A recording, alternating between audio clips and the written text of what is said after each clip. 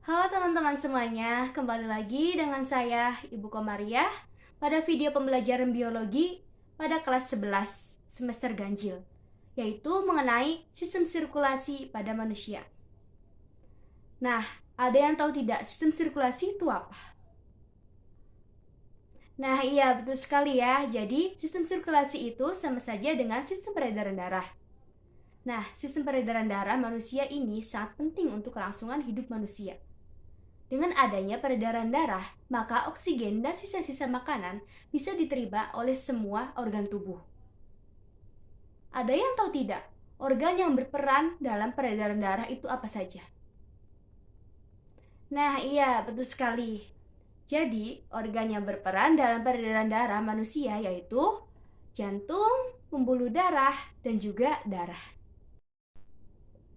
Sebelum kita lebih lanjut membahas tentang sistem sirkulasi, yang pertama, kita harus tahu terlebih dahulu pengertian dari sistem sirkulasi itu apa.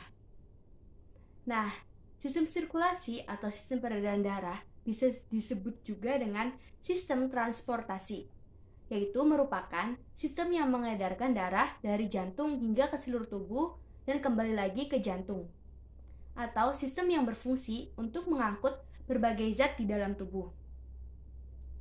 Nah, ada dua komponen penting yang menjalankan fungsi tersebut, yaitu darah dan alat-alat peredaran darah. Komponen pada darah ada dua bagian utama, yaitu plasma darah dan sel darah. Sedangkan alat-alat peredaran darah diantaranya yaitu jantung, pembuluh darah, dan darah. Selanjutnya, alat-alat peredaran darah. Yang pertama yaitu jantung. Jantung manusia terletak di dalam dada sebelah kiri. Jantung berfungsi untuk memompa darah ke seluruh tubuh. Dan jantung berukuran sama seperti kepalan tangan masing-masing pemiliknya. Jantung terdiri dari 4 ruang, yaitu serambi kiri, serambi kanan, bilik kiri, dan juga bilik kanan.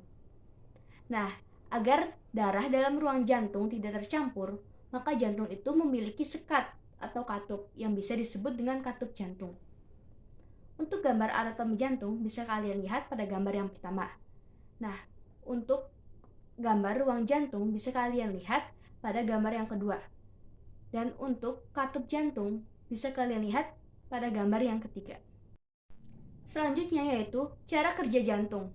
Jantung mengalami proses relaksasi atau disebut dengan diastol dan kontraksi atau disebut dengan sistol. Saat relaksasi, bentuk jantung mengembang dan darah masih di dalam serambi kanan dan serambi kiri. Kemudian, katup terbuka, lalu darah menuju bilik. Saat berkontraksi, bentuk jantung menguncup dan darah mulai dipompa dari jantung menuju pembuluh darah ke paru-paru dan terseluruh tubuh. Lalu kembali ke jantung lagi. Proses tersebut terjadi secara terus-menerus setiap jantung berdenyut. Selanjutnya yaitu pembuluh darah. Jenis-jenis pembuluh darah diantaranya yang pertama yaitu pembuluh arteri atau disebut juga dengan pembuluh nadi, yaitu pembuluh darah yang membawa darah keluar dari jantung. Yang kedua, pembuluh aorta, yaitu pembuluh nadi terbesar. Yang ketiga yaitu pembuluh kapiler, yaitu pembuluh yang menghubungkan pembuluh darah langsung ke organ tubuh manusia. Nah, pembuluh ini sangat kecil sekali. Yang keempat, pembuluh balik, yaitu pembuluh yang mengantarkan darah kembali ke jantung. Yang kelima, pembuluh darah arteri pulmonalis, yaitu pembuluh yang mengantarkan darah dari jantung ke paru-paru. Dan yang terakhir yaitu pembuluh darah vena pulmonalis, yaitu pembuluh yang mengantarkan darah dari paru-paru kembali ke jantung. Selanjutnya yaitu darah. Darah merupakan medium transport dalam sistem sirkulasi. Secara keseluruhan, darah manusia berwarna merah karena mengandung hemoglobin. Ada dua bagian utama komponen darah yaitu yang pertama, plasma darah yang berbentuk cair dan sel darah yang berbentuk padat. Plasma darah terdiri atas air dan zat ion yang terlarut di dalamnya. Sel darah ada 3 jenis yaitu sel darah merah atau eritrosit, sel darah putih atau leukosit, dan keping darah atau trombosit. Nah, untuk jenis-jenis sel darah bisa kalian lihat pada gambar ini. Selanjutnya yaitu mekanisme peredaran darah manusia. Nah, sistem peredaran manusia ini dibagi menjadi dua. Yang pertama, sistem peredaran darah kecil, dan yang kedua, sistem peredaran darah besar. Nah, sistem peredaran darah kecil disebut juga dengan sistem peredaran darah pulmonalis. Sistem peredaran dari jantung menuju ke paru-paru dan kembali lagi ke jantung. Untuk mekanismenya yaitu dari ventrikel berkontraksi menuju katup trikuspid tertutup dan menuju katup semilunar arteri paru-paru terbuka, kemudian menuju darah yang kaya karbon dioksida dari ventrikel kanan dibawa oleh arteri pulmonalis menuju ke paru-paru kanan dan kiri. Nah, di paru-paru darah melepaskan karbon dioksida. Kemudian darah mengambil oksigen di paru-paru. Kemudian darah yang kaya karbon dioksida dibawa oleh vena pulmonalis menuju ke atrium kiri. Kemudian ke ventrikel relaksasi, kemudian katup bikuspid terbuka, dan yang terakhir yaitu darah mengalir ke ventrikel kiri. Yang kedua yaitu sistem peredaran darah besar.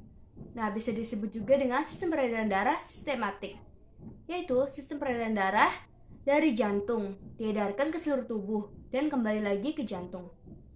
Untuk mekanismenya yaitu ventrikel berkontraksi menuju katup bikuspid tertutup, katup semilunar aorta terbuka, dan kemudian darah kaya karbon dioksida dari ventrikel kiri masuk ke aorta. Kemudian darah kaya oksigen dibawa oleh arteri dan diedarkan ke seluruh tubuh, kecuali ke paru-paru. Kemudian darah melepaskan oksigen dan mengambil karbon dioksida dari seluruh jaringan tubuh. Kemudian darah yang kaya karbon dioksida dibawa oleh vena cava menuju ke atrium kanan. Kemudian ke ventrikel relaksasi. Kemudian katup trikuspid terbuka, dan yang terakhir yaitu darah mengalir ke ventrikel kanan. Nah, untuk lebih jelasnya lagi, bisa kalian amati pada gambar ini, yaitu gambar mekanisme peredaran darah. Nah, selanjutnya yaitu kelainan sistem sirkulasi manusia. Di antaranya yaitu ada anemia, thalassemia, polisitemia, leukemia, jantung koroner, dan hipertensi. Sekian penjelasan dari saya, kurang lebihnya mohon maaf. Terima kasih banyak, semoga bisa bermanfaat.